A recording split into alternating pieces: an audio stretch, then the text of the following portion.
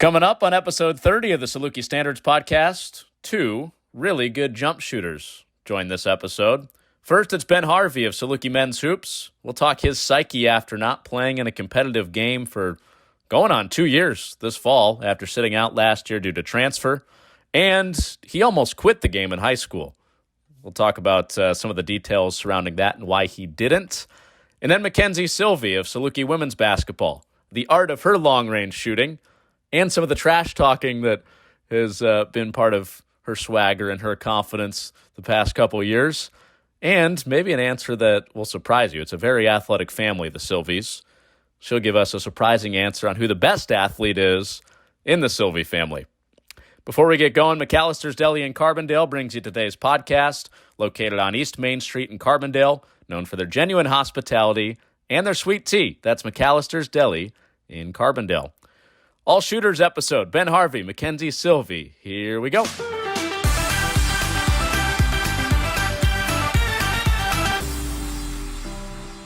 Have you forgotten what it feels like to play in a college game?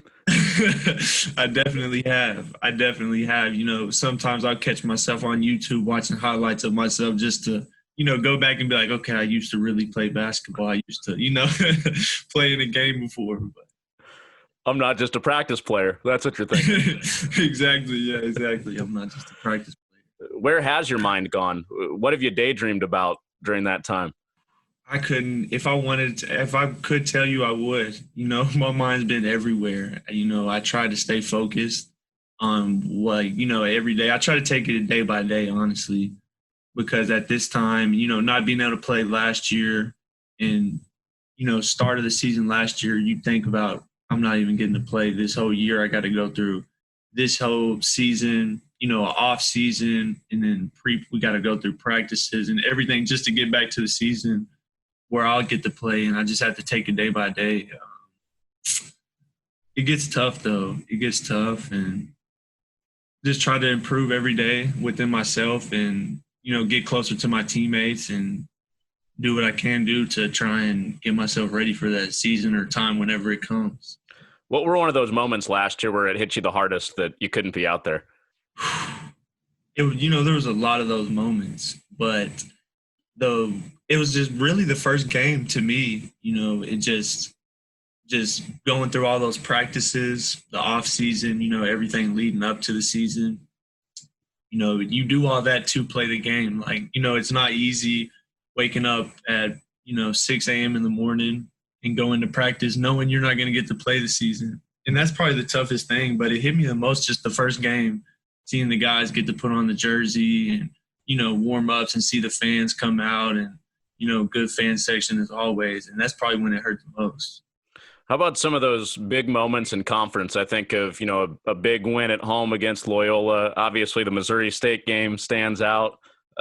Were those some of the other moments that it hit you pretty bad?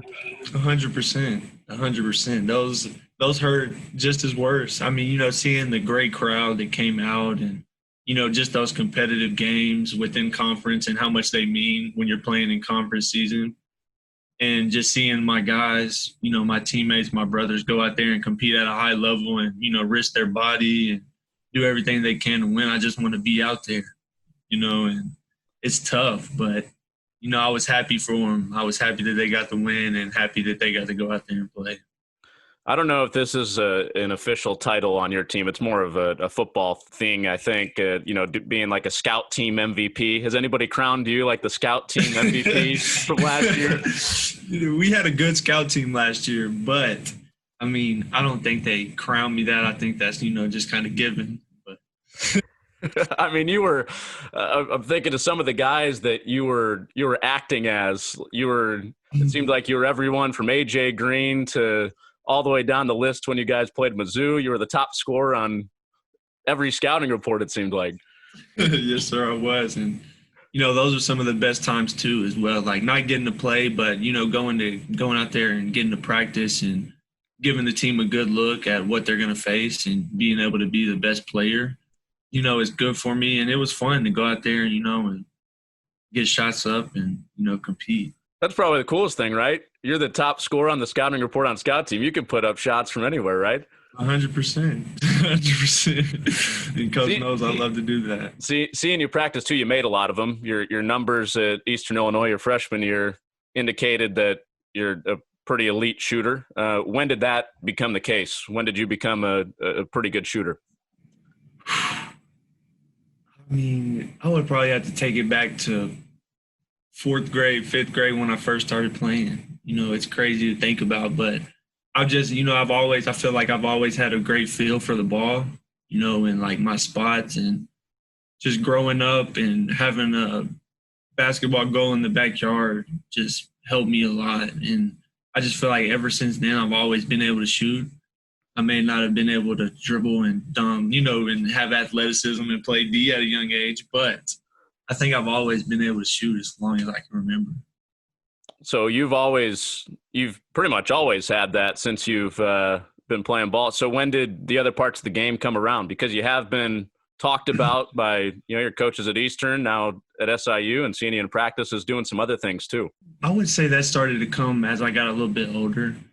I would say that came around 8th grade, 9th grade.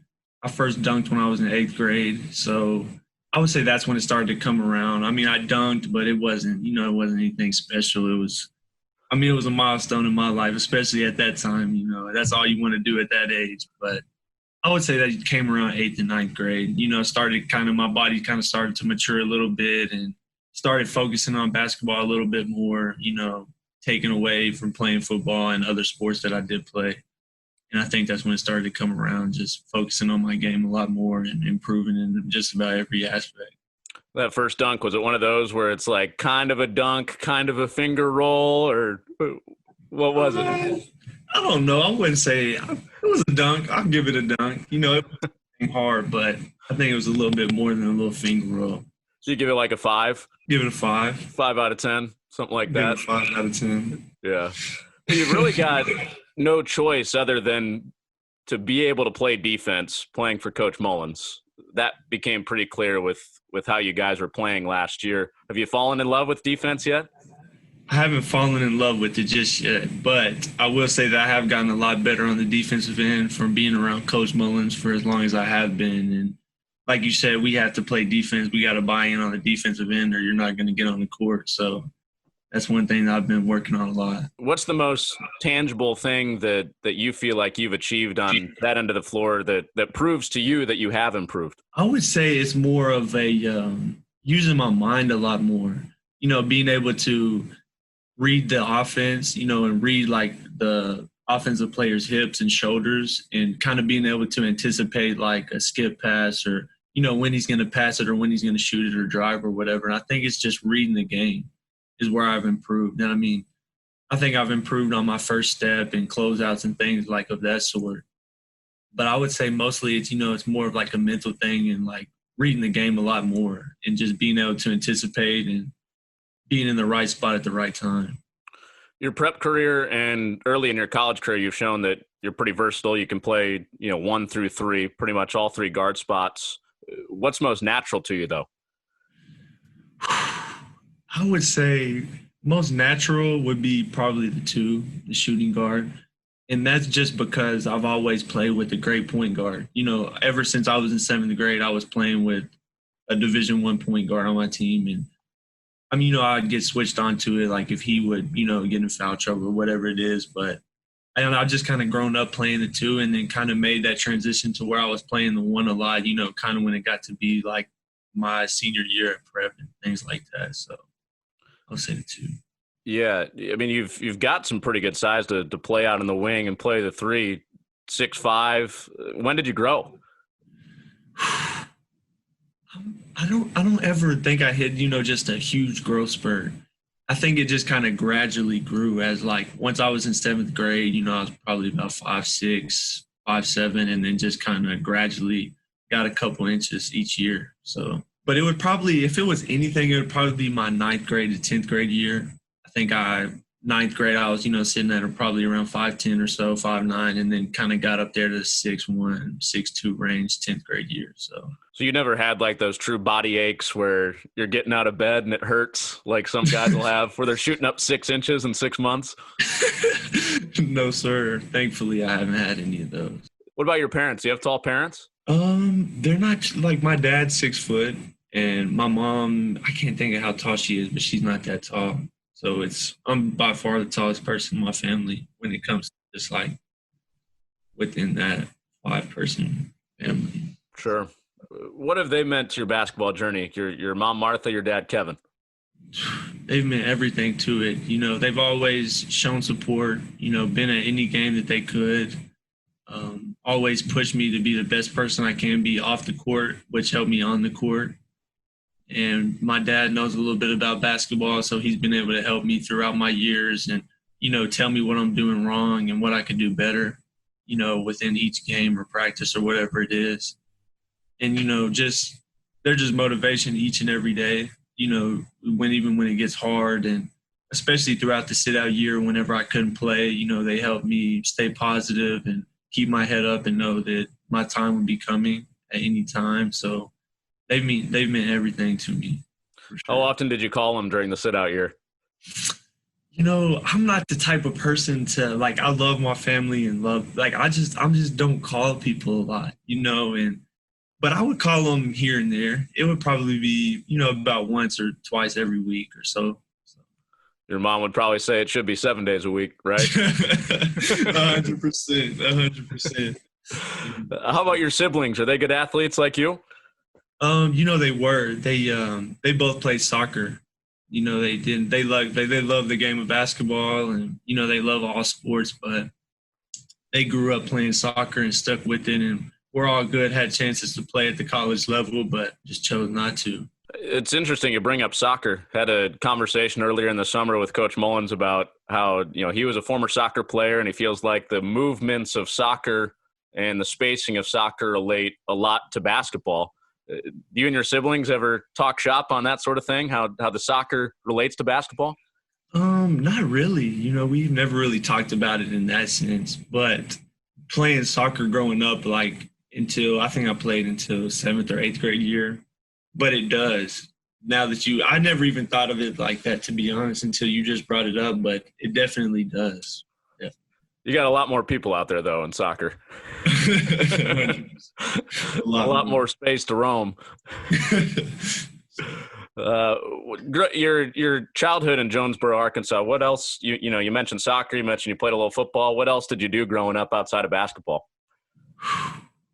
Just played a lot of video games with my friends and hung out with them and just got into whatever we got into, whether that be riding bikes around the whole city just because we're bored and we want to go find something to do, or I can't even think of anything we used to do specifically, but you know how it is as a kid and just growing up, just hanging out with friends at all times, trying to find something to do, Were you always part of kind of like a basketball clique? Were you always hanging out around other basketball players, or did you have a pretty diverse friend group?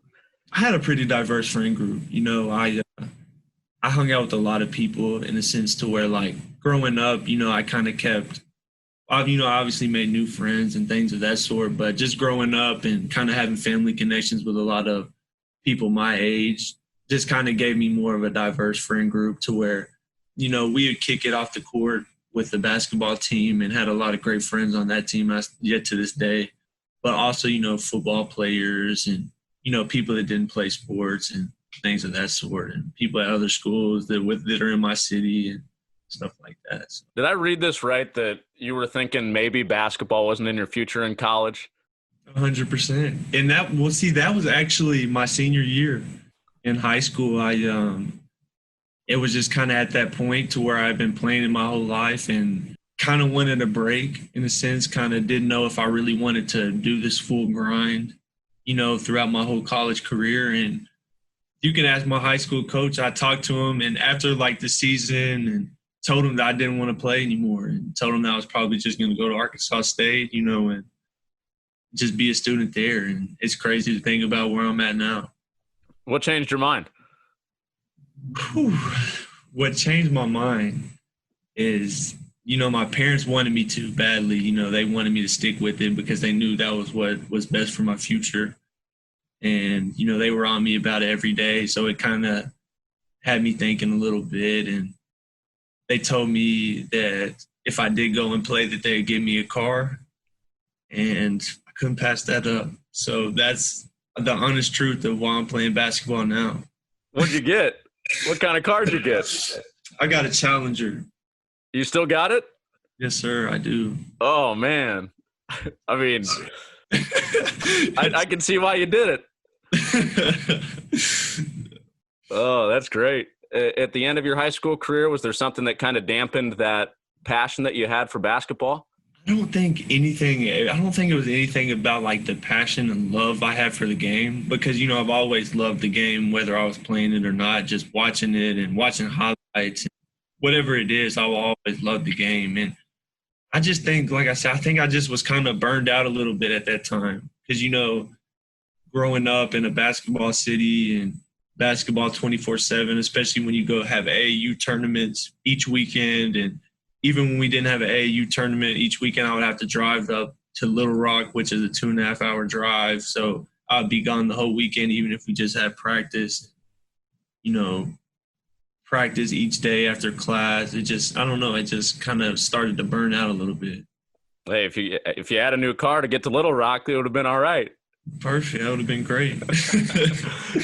Where do you think you would have ended up in life if you hadn't made that decision to pursue basketball in college? There's no telling. I mean, I don't think I can honestly answer that. I couldn't tell you, honestly. I think I would be a student at Arkansas State. I don't know. I probably would have had a different major than what I would be pursuing now. And I just don't know where I would be right now without basketball. So. What were some of those options that you were – well, first of all, what are you studying now? Right now, I haven't declared a major, but I'm kind of looking towards the sport administration, exercise science, because I know I want to do something within sports, and I also want to help like student athletes and people of that sort and recovering their bodies and, helping them get through those tough injuries and stuff of that sort. So what was the alternative when some of those other ideas were floating around if you were going to Arkansas State? Honestly, I figured that I would have, majored in something else, but that's the last thing that was on my mind at that point. I just, I didn't necessarily know what I was going to major in if I would have went to Arkansas State. At that point in time, I just knew that at that point in time, I thought I didn't want to play basketball, and that was kind of that was just the big decision on my mind at all times. I wasn't necessarily thinking about what I would major into or whatever of that sort. I just was thinking either go to school or play basketball and go to school. Now that you've gotten here, Division I level, you did it pretty well your freshman year at Eastern Illinois. Do you start to think about the next step where basketball can take you, or is college basketball an endgame for you? Oh, I 100% think about where it's going to take me after college. I think being in this position that I am and having great people around me that are setting me up for success is the only way that I can think. And I don't want it to end anytime soon. I love the game of basketball and competing at a high level.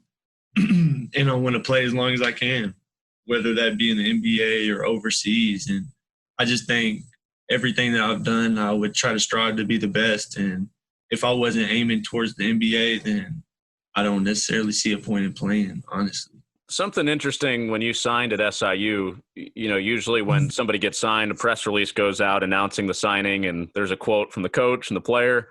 And one of the things that I read from your quote that really stood out to me was your desire to serve others. What did you mean by that? What was your intention behind that quote? My intention behind that quote is just, my Christian background, just growing up in church and, kind of having those morals set to where I would feel like I was put on this earth to serve others, and help others out through tough times and do everything that I can to make sure somebody else is, living life smoothly, whether if they need anything from food to a person to talk to or, whatever it is. And I think that's just kind of where it comes from. And, I hold that dear to my heart and want to help anybody and serve anybody that I can. Inside of a pandemic, also in late March, right when a lot of this stuff was going on, there was a tornado that went through Jonesboro and kind of insult to injury with everything that was going on in the world. What about, what you could do for people back home? How did that come out with that situation? That's a tough question right there, Connor. But, it just try to help in any way that you can. It hurt a lot of people's families with weather damage through the house, streets that they may have to go to get to work, and things of that sort. So just trying to not be in a spot to where I can financially help another person out when it comes to things of this sort.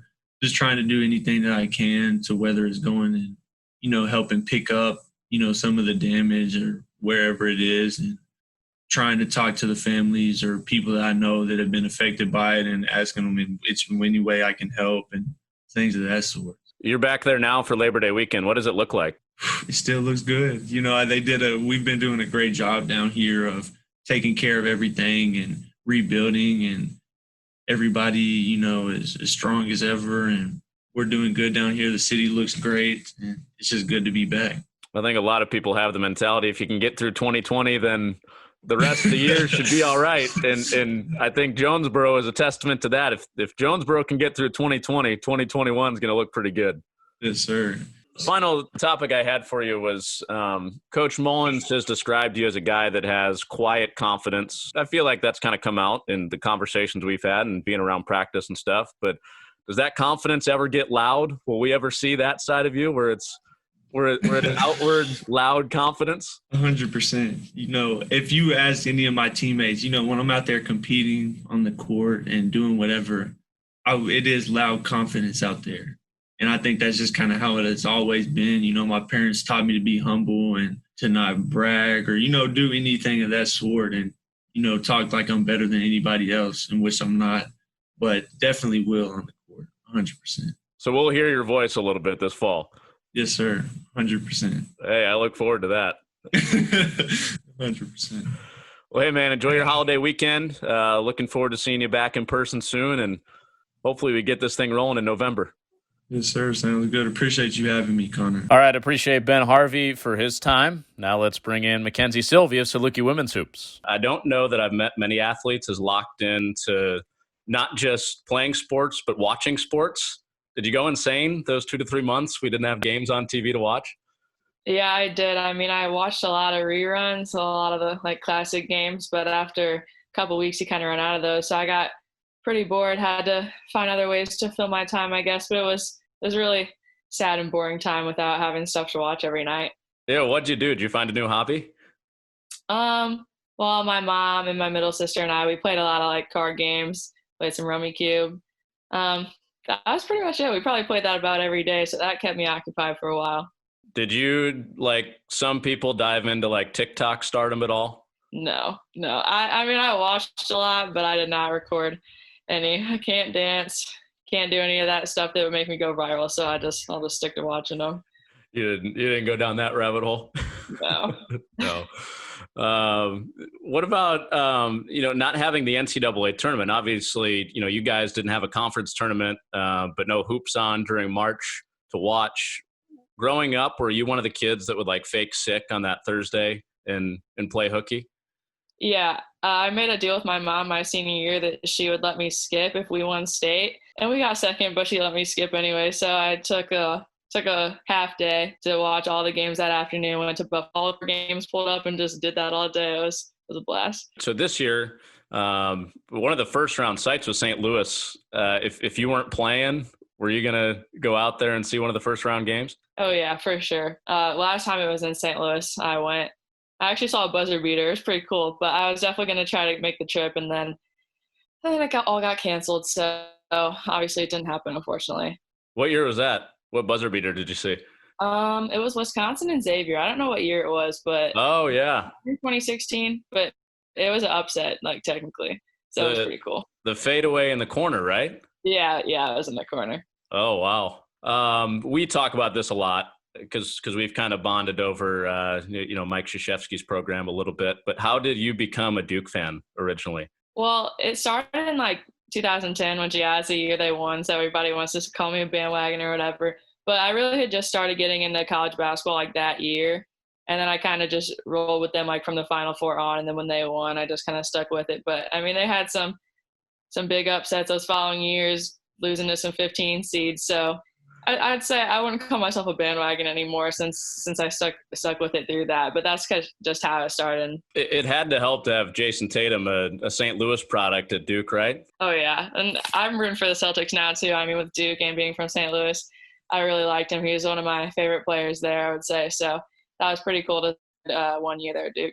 Who or what got you into sports originally? It was just like my dad just always had the Cardinals on or the Blues on or just basketball in general. Like that's just kind of how it started, just having it on around the house all the time. And then just kind of stuck with it when I actually like knew what was going on, found teams to root for and all that. I think that's just definitely just started from a young age and just always having it on. Were you always destined to be a basketball player, or was there ever a point in time where you were like, maybe I'll try soccer or volleyball or hockey or whatever it is?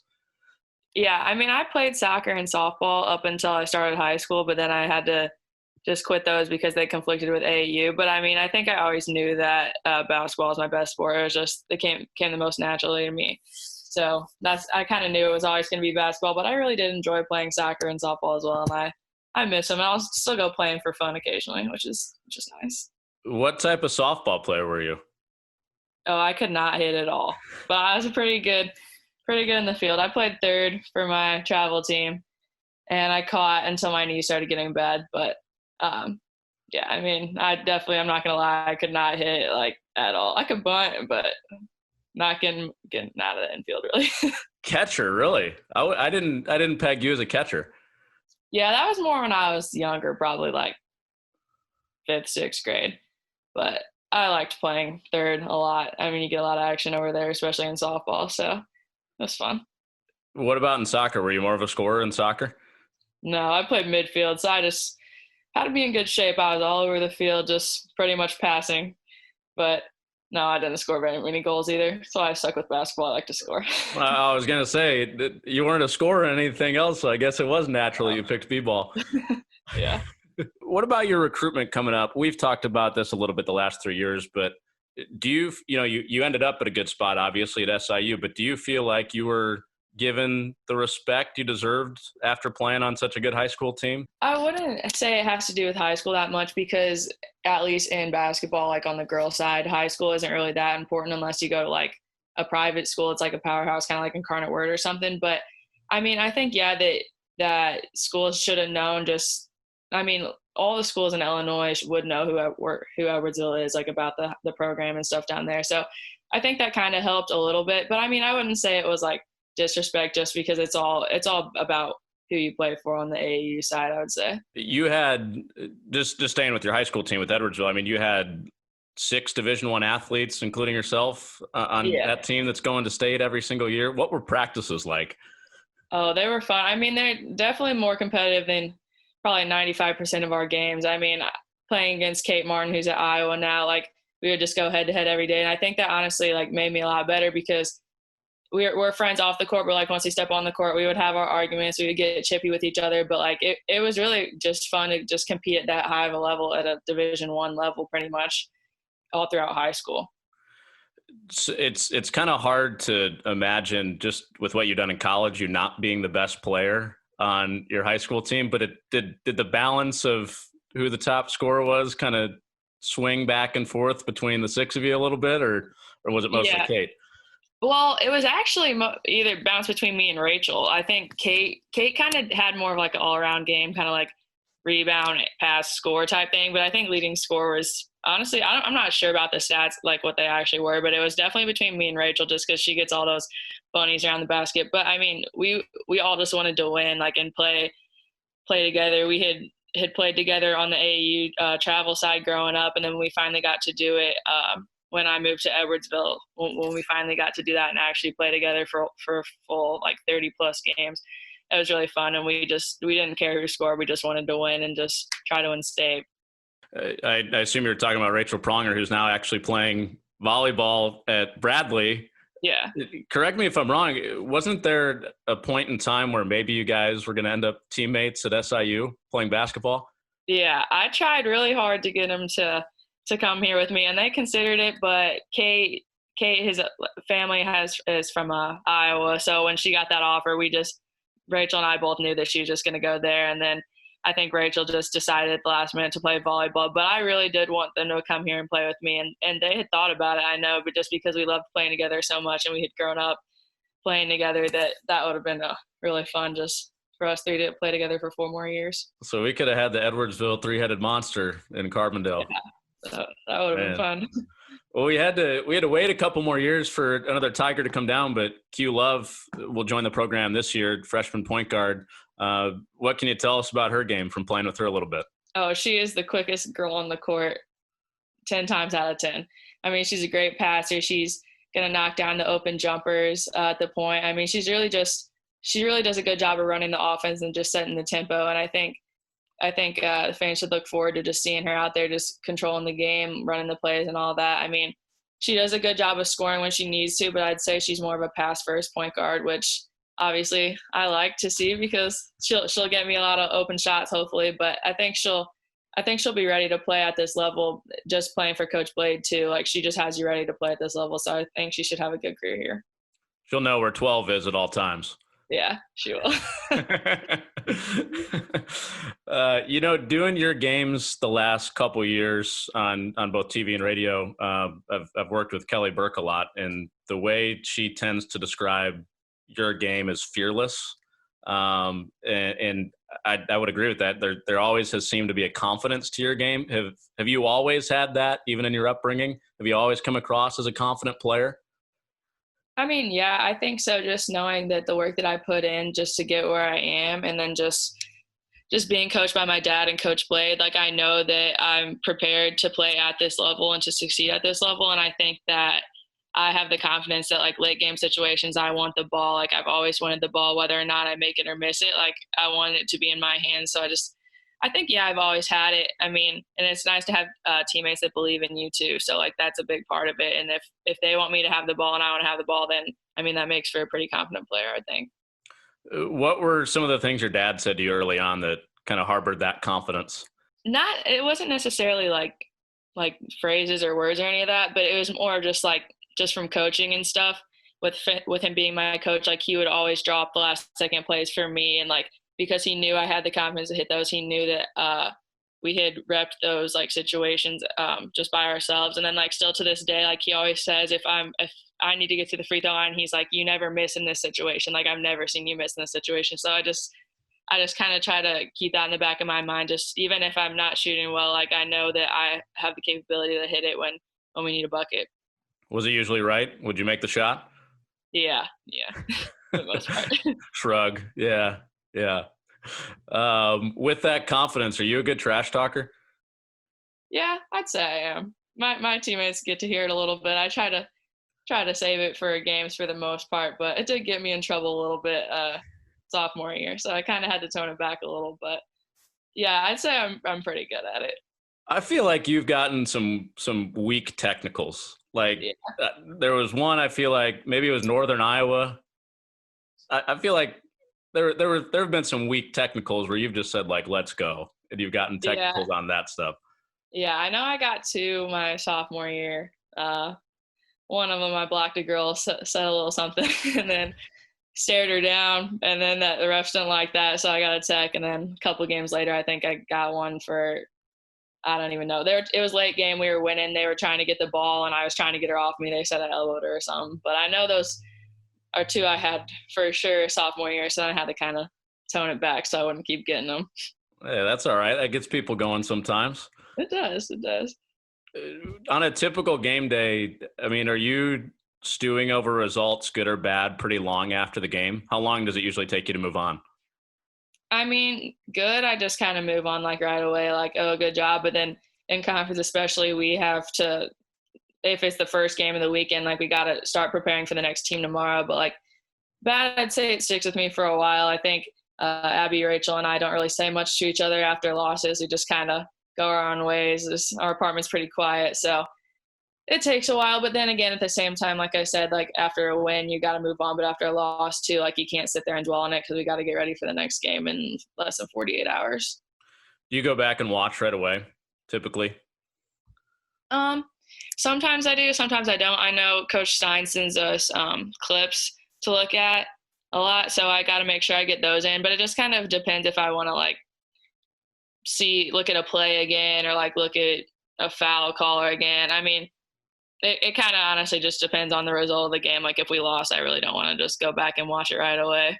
I think about just kind of the road trip routine from being on the road with you guys and how that might be overwhelming when you first get to college. Maybe not, since you've been on the road with AAU, but I mean, how much easier has handling some of those variable situations of being on the road, and maybe your bus breaks down on the way to Missouri State and you got to play a game a couple days later? How much easier has that sort of routine gotten as you've gotten deeper into college? I mean, it has gotten easier just because you know what to expect. Like, you know, you have to get your sleep, you know, you have to fuel, just snack and eat right and stuff while we're on the road. So I would say it's definitely gotten easier, especially as a freshman. Like, you don't understand like how long, even like just a 4-hour bus ride, or how long that can impact you. Like, you'll be tired getting off the bus, even if it's only 4 hours. So you just have to keep your mind sharp, keep your body fueled, and just try not to sleep the whole time, I guess.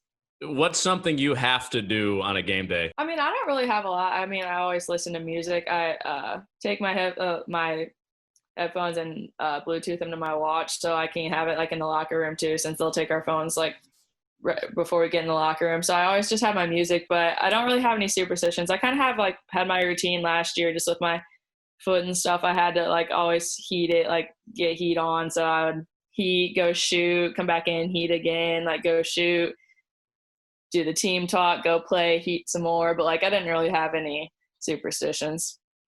How disruptive was that? The foot that you were dealing with from early conference really through the end of the season?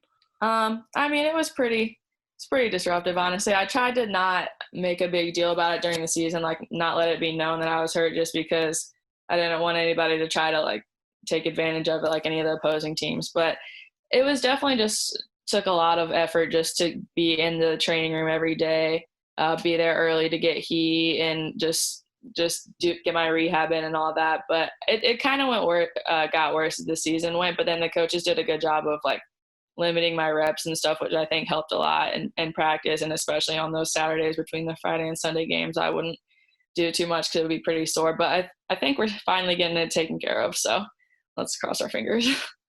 I mean, when you're just fighting to be on the floor, much less trying to get better, trying to develop your skills, your conditioning, whatever, and implement a game plan. I mean, do you feel like you're just kind of treading water at a certain point, just fighting to be on the floor? Yeah, I mean, it definitely adds up fast, but I know that there's nothing I can really do about it at this point. Like, I just have to go out there and play as hard as I can. If I need to come out, if I need to get ice or something, like, I'll just do that. But I know, like, now, especially being my senior year, I don't have much time left anymore, which is sad, but I just have to do anything I can just to be out there and to be able to help our team win. When everything's right, where on the floor does it become uncomfortable for you to shoot? Where does your range stop? Oh, I don't know. You've seen me shoot some pretty deep threes. I mean, I would say I've definitely shot my fair share of NBA range threes, but it really just depends, like, how many I've hit in a row. I'll shoot it probably 5 feet behind the line and not even know. Like, sometimes I really I know I'm behind the three-point line, but I don't know I'm that far behind the three-point line. So I'd say it goes pretty far. I don't know about a set number, though.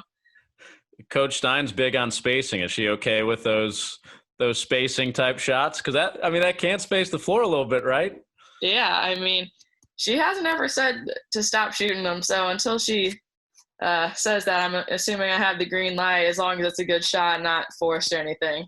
But I like to shoot behind screens and stuff, as you've seen. And those can get pretty deep because the defense likes to push me out. But as long as I don't feel like I'm forcing it or I'm just chucking it up too early in the shot clock, I think it goes with the offense. Yeah, if you go under a screen on you, that thing's flying. Yeah, it is. Who would you compare yourself to in the women's game? Who's somebody you like to watch and emulate? Oh, I don't know. I mean, I'd say my favorite players to watch aren't necessarily like that don't play like me. I mean, Nafisa Collier is definitely one of my favorites just from going to high school just right across the river at Incarnate Word. And then watching her have a great career at UConn. I'd say she's definitely my favorite just because she's a post, but she's just versatile. She does it all. And then obviously like Diana Taurasi is probably the greatest to ever do it on the women's side. So I definitely enjoy watching her and just all the different ways she can score.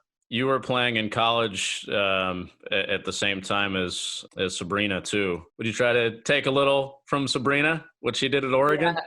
Yeah. I mean, I like how she, like, kind of like I said about Diana, like she can score at every layer. Like Jody talks about that with me a lot. Like I need to get that mid-range game more. Like I can't just always settle for a three. So I think she can really do it all. I need to take after her rebounding some too. Triple doubles coming soon. Yeah, let's hope. Well, 3 years in, you mentioned, it's gone fast. You got 1 year left. Hopefully we can get this thing in smoothly and fully your senior year. But how is your career compared to what you envisioned it would end up being at this point? Yeah, I mean, I didn't even really like look forward to the future, like have a set goal. Like I just knew I wanted to come in as a freshman, just try to contribute. I didn't really expect to be starting and playing big minutes right away. But I mean, I think I made a great choice just coming here, and I've just had a great career. I've had great teammates. I love the coaching staff as well. I mean, I just think I'm living the dream. So I get to do it one more year, and I'm just really hoping we get to play a full non-conference and conference season, and we just get to finish this thing out. So more moments to come, I'm sure. You've had a lot already in the first 3 years, but if you could point to one, what would be your quote unquote one shining moment in your time at SIU so far? I don't know about one, but definitely Mo State last year. That was awesome. I mean, no one expected us to even like really be in that game, and then to be in it to the end. I know, like personally, I hit a big corner three, like as the shot clock was going off, that put us up 3-5, I don't know. And then just to see the play develop with Brittany's obviously great pass to Gabby, and just to be able to be the one that catches the ball and like throw it in the air. That's always something I always wanted to do. Like kind of felt like March Madness, but just to be the one that actually just caught the inbound pass and then just launch it as high as I could. That was pretty cool. I didn't notice. Where did that ball land? I have no idea. I'm just glad it didn't hit anybody. I know it didn't hit anybody, but I don't know where it ended up. Right in the lap of the Missouri State bench. Yeah, I mean, if it happened, it happened. Let me close with this. A couple rapid fires. Your teammate that talks the most on the bench, who is it? Rachel. Who's your funniest teammate? Oh, I'll have to go with Abby. Okay, keeping it with the roommates. Yeah, well, Abby takes pride on being funny, which I think she is funny. But I think if I didn't say her there, she would be a little hurt. So. All right. Okay. We've gone talkative. We've gone funny. What about the teammate you'd take with you into like the toughest part of town? Oh. That's a good one. I'd say probably Rachel, or maybe Gabby. There you go. All right. Yeah. All right. We mixed it up. Got it out of the roommate circle there for a minute. Yeah. This final one is a family one. The most athletic Silvey. Oh, my dad. You give the crown to your dad, really? Probably. Yeah. I mean, he played lots of sports growing up too. I mean, he played baseball, basketball. I know he's played some hockey, so I think I'd have to give it to him. Okay. All right. I was kind of expecting you to justify that it was you. Well, of course it is actually me, but I just gave the crown to him on that one. Share the love a little bit. Right. Yeah. Well, hey, thanks for doing this. Hope the foot's healthy. Hope we can avoid any infections on the team and get this thing rolling soon. Yeah, thank you.